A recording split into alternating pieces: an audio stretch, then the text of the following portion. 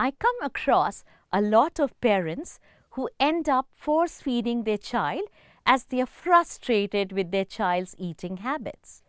Although most parents who force feed their little children do so because they want them to be healthy, strong, and grow well.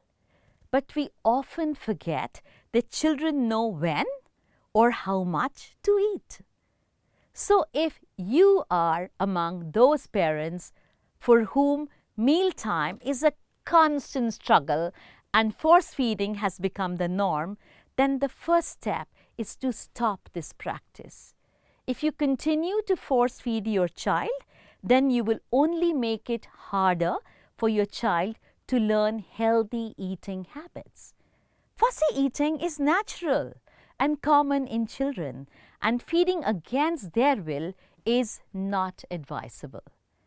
So, in this video, I'm going to talk about force feeding and its consequences and why I strongly discourage it. Additionally, I would advise on healthy feeding alternatives and how to get the child to eat in the subsequent video.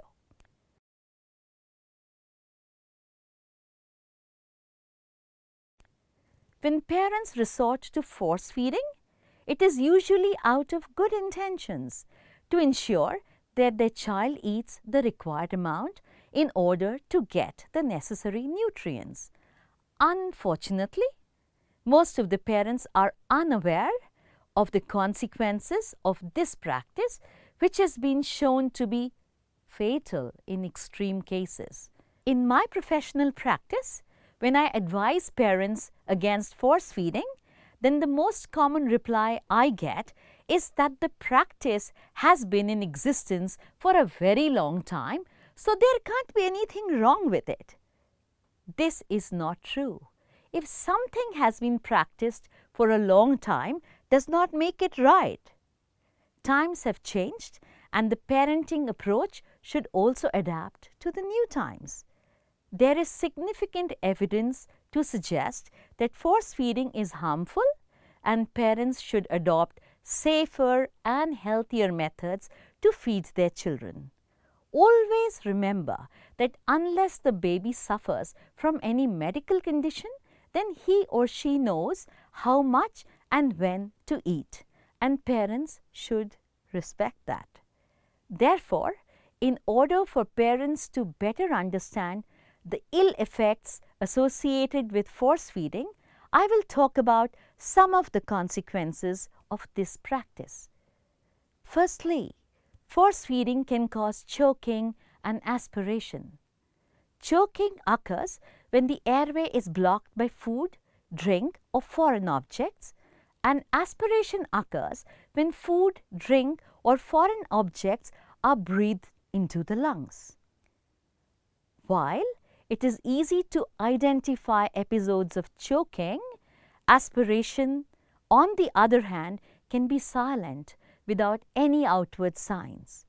Force feeding increases the chances of both occurring as foods go down the wrong tube when the child struggles and vomits the food. Secondly, studies have shown that one of the factors that causes pneumonia in children is force feeding. Force feeding can cause foreign materials like foods or liquids to repeatedly enter into the lungs, which can lead to pneumonia. This is known as aspiration pneumonia. Thirdly, if the child refuses food intake, then he or she is likely to keep the mouth closed during feeding. As a result, force feeding using an object such as a spoon may cause injury to the upper lip or even the tongue. Another common injury is fingertip bruising around the mouth of the child. This usually happens when the mouth of the child is forced open by depressing both the cheeks. Finally, force feeding can lead to future eating disorders. When the child is force-fed, then it reinforces the child's dislike for food. Over time, the child will begin to associate food with anxiety and may end up disliking food and meal times in general. This condition is referred to as food aversion. This may create a long-term unhealthy relationship with food and may even develop into eating disorders such as anorexia or bulimia. These are some of the common consequences associated with force feeding. Remember, force feeding will make your child more anxious and irritable, and feeding will become even more difficult. Therefore, do not fall into the trap of force feeding, as it's very difficult to come out from this vicious cycle. Instead, parents should resort to healthy feeding options, which I will advise in the subsequent video.